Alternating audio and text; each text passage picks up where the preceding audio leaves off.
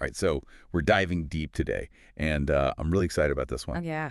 Yeah, we're looking at a poem, and it's called "Oh Superhuman."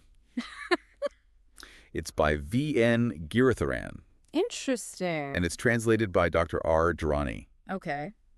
And, poetry, it can be a bit dense sometimes. This one really got me thinking, it grapples with this huge question about, like, what human progress is really doing to us. Mm. Like, are we losing something important about ourselves, about our connection to nature in the process of, all this advancement? Yeah, that's a big question for sure. And a lot of poets, a lot of writers really, they grapple with Yeah, that tension between, what we're creating and what we might be losing along the way. exactly. And Giritharan, he doesn't, like, shy away from it at all. Oh, yeah. No, like, right from the beginning, the poem throws you right into this world that feels, I don't know, almost suffocating. It's like he starts with these lines, uh, concrete, concrete and concrete walls, and then cement-clad pathway. Wow. Yeah, you can almost feel it, that sense of being like boxed in. Yes, that's exactly it. And it made me think, like,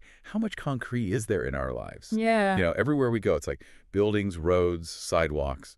It's true. Yeah, we don't even really notice it most of the time, do we? It's just there. Yeah. And I think that's maybe part of his point, to make us, like, see it and then think about what it means. Absolutely. He's forcing us to confront this artificial landscape that we've built around ourselves. And it's not just about how it looks either. No. He talks about this delusion of humans finding pleasure in this concrete world while Right. nature is, like, clearly suffering. Right.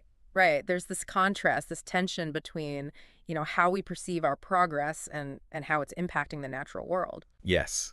Like, he has these lines about gloomy cloud of thought over the cool lady earth and the drooping tree bells cuddle.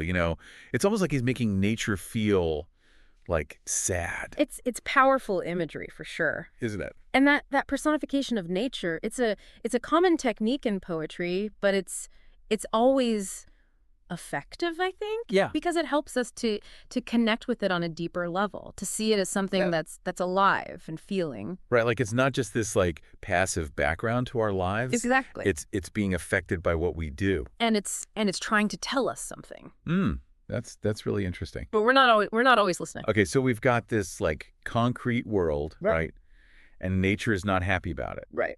And then the poem kind of shifts gears a little bit. Oh, yeah. Yeah, he starts talking about the past, and it feels, I don't know, almost wistful. Like, he talks about dearest friends who flew fearlessly, and beloved friends who are distraught by the sixth sense. It feels very different from the concrete stuff earlier. Yeah, there's a definite shift in tone. What do you make of that?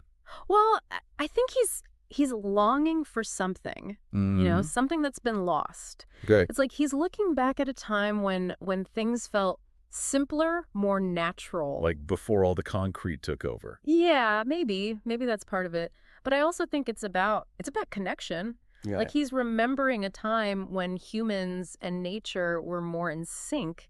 And now there's this distance. And that leads him to this, like, really big question, Right. He asks, what mistake is spurred by progress? Whoa, yeah, that's a heavy one. It is, and he keeps coming back to it throughout the poem. Like, he can't let it go. It's like he's trying to figure it out, Yeah. What went wrong? Yeah. Where did we take a wrong turn? And then he brings in this really powerful image, this repetition of war. Right. He's not shying away from the darkness, is he? No. And it makes you think, like, is all this progress really worth it if it leads to that? To war, to conflict, to, like, losing our peace? That's the question, isn't it? What is the true cost of progress? Yeah. And are we willing to pay it? Okay, so he's taken us through this, like, journey, right? Concrete, nature suffering, longing for the past, the darkness of war. Right. And then we get to the end, and he asks this one final question. Oh, flame of wisdom, where have you concealed yourself? Ooh, that's a good one. That's a powerful ending. Isn't it? It's like he's searching for answers, for guidance, Yeah. but he's not finding them. And it makes me think, like, is he asking us?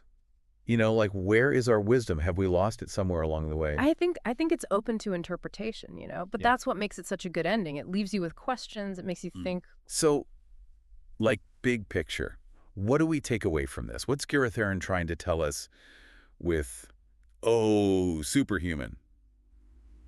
I think he's challenging us. Okay. He's holding up a mirror to our relationship with progress, with the natural world, and he's asking us to really examine it. And maybe to make some changes. Maybe so, or at least to start asking ourselves some hard questions Right. about what really matters, about what we want our future to look like. Whew. A lot to unpack there, that's for sure. Definitely a lot to think about. Thanks for diving deep with me on this one. I really appreciate it. My pleasure. Always a good conversation. Yeah, this was great. Yeah. And thanks to all of you out there for listening. And, maybe do some thinking of your own about these questions. They're important ones, and they're not going away anytime soon. No, they're not. And the more we talk about them, the more we try to find answers, the better off we'll be. Absolutely. All right. Well, that's it for this deep dive. Until next time. See you then. Bye.